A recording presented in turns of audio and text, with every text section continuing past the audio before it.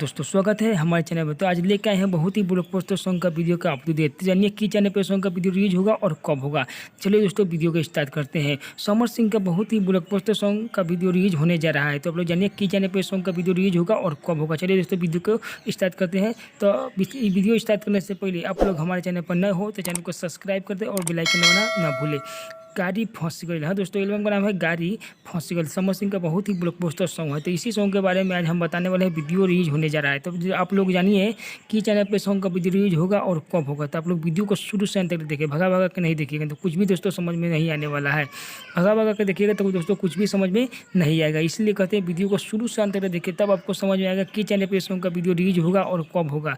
आप लोग शुरू से अंत तक देखिए, बहुत ही ब्लॉकबस्टर सॉन्ग है।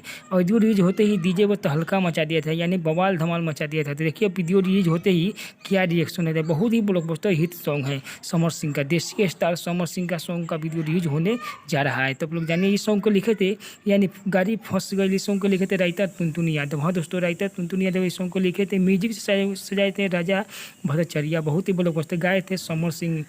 बहुत ही ब्लॉकबस्टर सॉन्ग। इस सॉन्ग को रिलीज कर दिया जाएगा 2 से 3 दिन में हेलो म्यूजिक प्रेजेंट पर। तो आप लोग देखना ना भूले, 2 से 3 दिन में सॉन्ग का रिलीज कर दिया हेलो म्यूजिक प्रेजेंट पर।